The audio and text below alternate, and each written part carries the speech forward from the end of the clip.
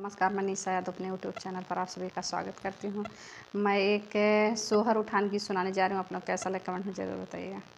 एक तो हम गोर बाटी, दूसरे चटकोर बाटी, तीसरे सूरतदार बाटी, चौथे पलंग पे बैठल बाटी हो। हे बहिनी पचय में बेटवा हो, वले बाटी पलंगिया से ना उतरब, पलंगिया से ना उतरब हो। बहरे से मोरी सासु आवे, हम समझावै लागई, दोनों हथवा जोड़ै लागई हो।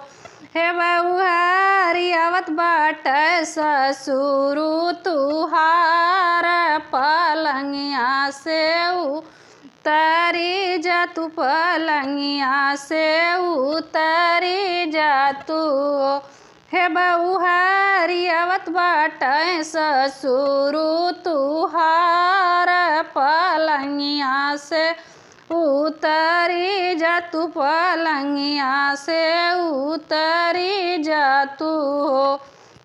एक तो हम गोर बाटी, दूसरे चटकोर बाटी, तीसरे खूब सूरत बाटी, चौथे पलंग पे बैठल बाटी हो।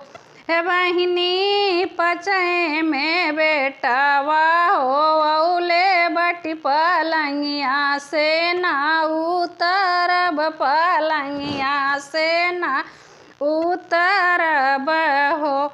बहरे से मोर जेठनिया वै, हम समझावै लागई, दोनों हथवा जोड़ै लागई हो। हे गोतनी आवत बाटै भसुर तुहार, पलंगिया से उतरी जा तू, पलंगिया से उतरी जा तू। एक तो हम गोर बाटी, दूसरे चटकोर बाटी, तीसरे सूरतदार बाटी हो।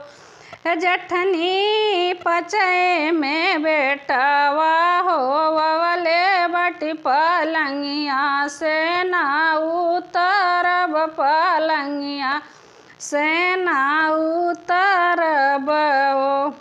ससुरे से मोरी ननदाया वै, नाचत गवतया वै, नाचत गवतया वै ओ।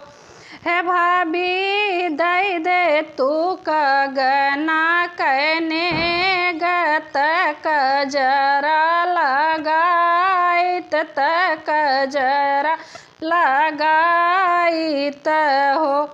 एक तो हम गोर बाटी, दूसरे चटकोर बाटी, तीसरे सूरतदार बाटी, चौथे पलंग पे बैठी बाटी हो।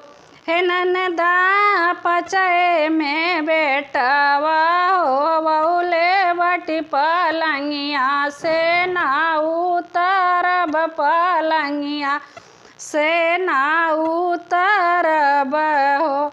हे ननदा पचय में बेटवा हो, बौले बाटी पलंगिया से ना उतरब, पलंगिया से ना उतरब हो। ये हमारा सोहर गीत आप लोगों को कैसा लगा कमेंट में ज़रूर बताइएगा। बहुत ही पुराना सोहर गीत है।